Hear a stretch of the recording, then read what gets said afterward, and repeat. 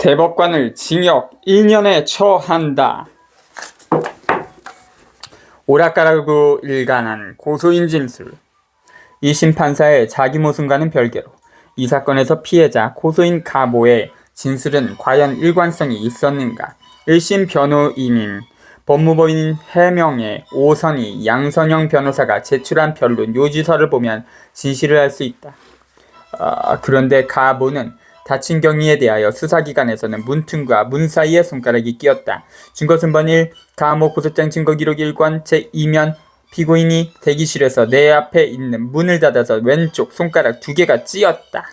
증거순번 2. 가모 진술 제8면 피고인이 주먹으로 어깨치며 출입문 밀어 손가락을 다쳤다. 증거순번 4. 안전 관련 사건 사고 동향 보고 증거기록 제14면 고 진술하였는 바 위 각 진술을 종합하면 가모가 수사기관에서 주장한 상해의 경위는 피고인이 주먹으로 가모의 어깨를 치며 출입문을 밀어 문틈에 왼쪽 손가락 2개가 끼어서 다쳤다는 것입니다. 그런데 가모는 법정 증언 당시 처음에는 문을 닫는 와중에 왼쪽 손가락이 끼었다. 2022년 9월 14일자 가모에 대한 증인신문 녹취서 제3, 4면 두 번째, 세 번째, 네 번째 손가락이었다.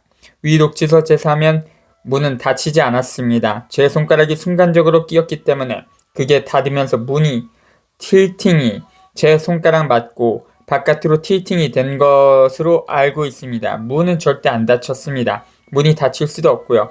위 녹취서 제9면 라며 사실 문틈에 손가락이 끼어 손가락 2개가 아니라 3개를 다쳤다는 취지로 증언하였다가 변호인이 이 사건 동영상을 재생하며 문이 완전히 닫히는 소리가 나 문틈에 손가락이 끼지 않은 것으로 보인다는 점을 지적하자 갑자기 제가 손가락을 빼는 순간 다치는 것은 기억이 잘 안 납니다.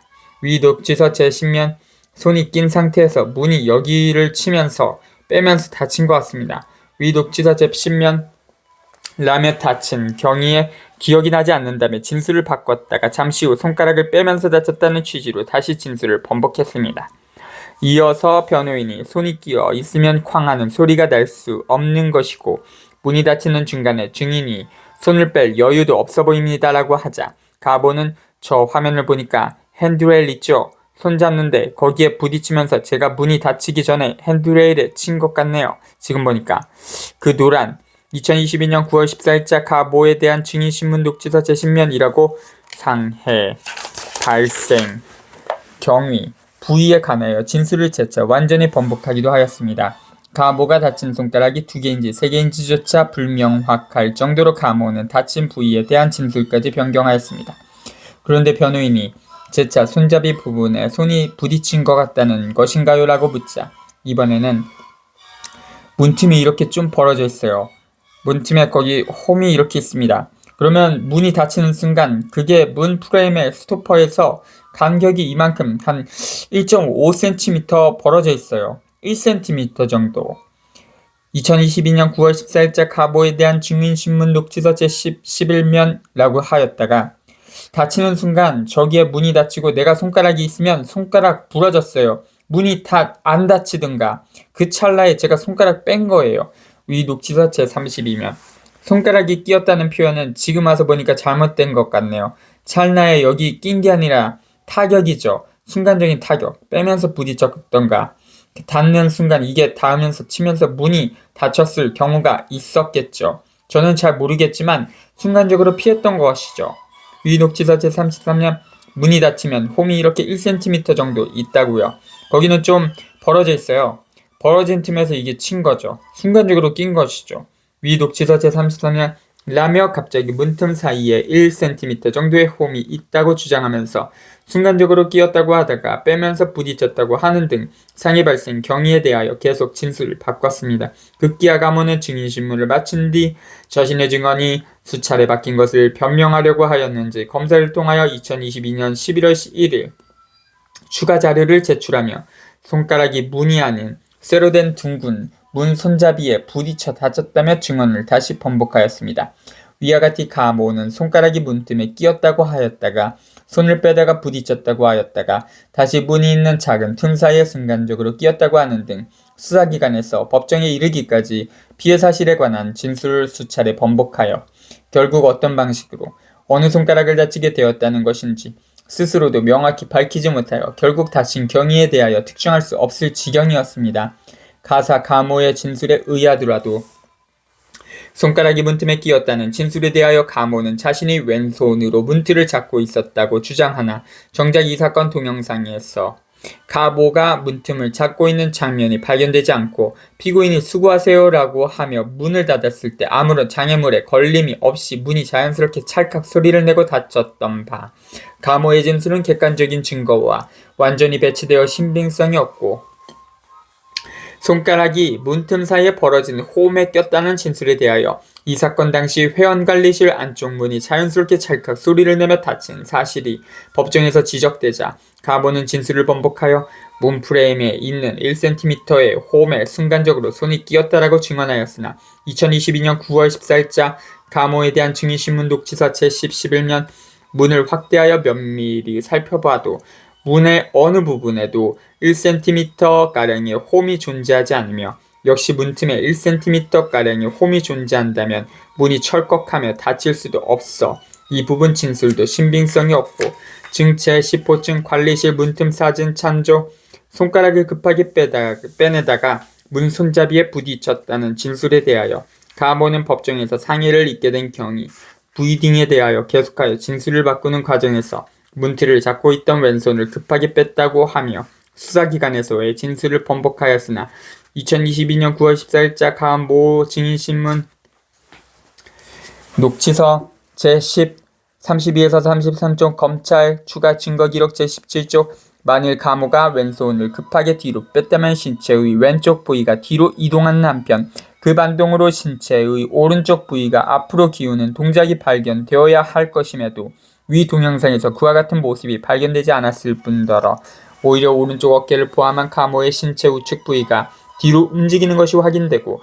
나아가 가모가 손가락을 빼내다가 단단한 물체에 부딪히는 소리도 동영상에서 전혀 들리지 않고 가모가 손가락에 타격을 입고 멈칫하는 등의 장면도 전혀 확인되지 않는 바 증체 21호증 사건 당시 가모 움직임 캡처 사진 참조 가모의 번복된 증언도 마찬가지로 동영상과 같은 객관적인 증거와 배치되어 신빙성이 없습니다.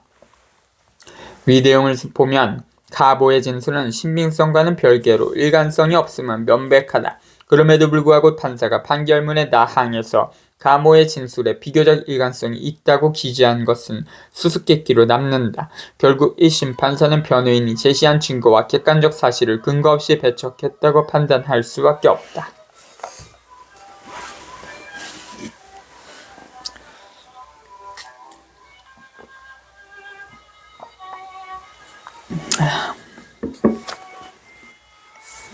판사, 사실을 비틀어 끼워 맞추다. 1심 판결문은 폭행죄를 선고하면서 사건 당시 정황에 대해 비상식적으로 기재하였다. 다음은 판결문의 해당 내용이다. 2. 피해자는 피고인에게 당신 나가시라고 라고 말을 한 후 따라오라는 말과 손짓을 하며 피고인 옆 출입문을 향해 걸어갔을 뿐 피고인을 향해 걸어오거나 피고인을 위협하는 행동을 하지 않았던 점 등을 종합하여 보면 피고인의 행위는 부당한 공격을 방어하기 위한 정당 방위에 해당하지 않는다. 이 내용에 따르면 피고인이 아무런 잘못이 없는 가모를 부당하게 밀었다는 것이다. 그러나 당시 정황은 가모 동영상 재산시간 3분 40에서 3분 50초경에 그대로 담겨있어 해당 장면을 보는 사람이면 누구나 진상을 파악할 수 있다. 해당 동영상 구간의 녹취록을 살펴보자. 가모 동영상 3분 40에서 3분 50초 구간 녹취록. 과당! 가모와 문을 세게 열어젖히는 소리. 가모. 야! 어디다 문을 닫아? 어디다가? 피고인. 아니, 저 옷을 좀 갈아입어야 할 거 아니에요. 가모. 저리 가. 여기 옷 갈아입는 데 아니야. 피고인. 지금 옷 갈아입어야? 가모. 아, 됐어. 여기 근무 중이니까 당신 나가! 피고인. 어머머. 가모. 나가시라고. 저기 가. 일로와. 피고인. 비명소리. 왜 그래요? 사건 동영상을 정밀 분석한 상고심 변호인 김경호 변호사는 관련 문건에서 당시 정황을 다음과 같이 설명했다. 고소인이 접근 당시 양팔을 교대로 들어올리며 삿대질하자 피고인이 뒤로 세 걸음 물러서고 있다. 가보는 문을 세게 열어젖힌 뒤 야, 어디다 문을 닫아. 저리 가. 여기 옷 갈아입는 데 아니야. 여기 근무 중이니까 당신 나가시라고! 라고 계속 큰 소리로 반말하면서 왼팔과 오른팔을 교대로 들어올리고 피고인에게 삿대질을 하며 피고인을 내쫓으려고 하고 있습니다. 위와 같이 신체 건장한 남성이 고성과 삿대질을 하면서 당사자에게 접근하자 이에 위협감을 느낀 피고인은 오른발, 왼발, 오른발 순으로 세 걸음 뒷걸음질하고 있습니다. 위 사진 참조. 또한 다음 사진은 가모가 고성과 삿대질을 하면서 피고인을 내쫓으려고 접근을 했을 때 동일한 시간대에 가모가 촬영한 동영상 증체 1호증 중 3분 50초경 및 피고인이 촬영한 동영상 증체 2호증 중 1분 19초의 장면입니다. 당시 가모는 피고인에게 20에서 30cm 정도로 매우 가까이 접근하였음을 알 수 있는데 이처럼 신체 건장한 남성이 고성과 삿대질을 하면서 갑자기 이렇게 가까이 접근했기 때문에 피고인으로서는 순간적으로 두려움과 위협감을 느낄 수밖에 없었습니다. 다음 쪽 사진 참조.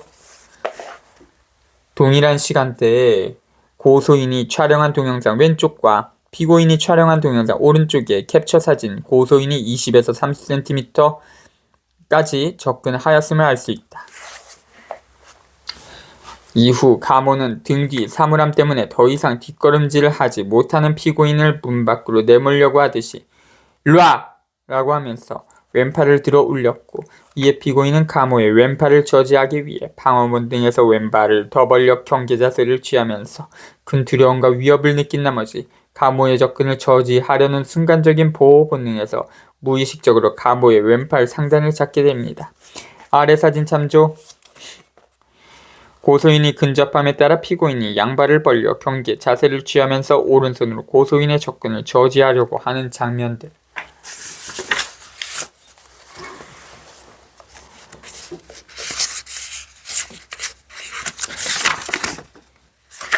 피고인이 촬영한 동영상 증체 2호증 중 1분 4초, 1분 17초 경을 보면 당시 가모는 검은 안경을 끼고 검은 마스크를 한 채 모자를 쓰고 있었고 배가 나온 상태여서 여성에게 상당히 위협감을 주는 모습이었습니다. 아래 사진 참조. 즉 당시 피고인은 순간적인 위협감 속에서 피해자의 접근을 저지하려는 보호 본능에서 무의식적으로 피해자의 왼팔을 잡은 것이지 결코 피해자를 세게 민 것이 아니었던 것입니다.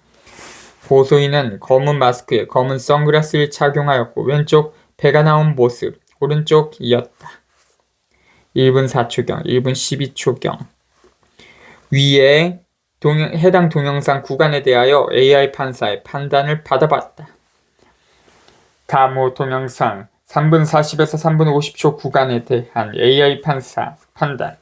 1. 사실관계의 객관적 정리.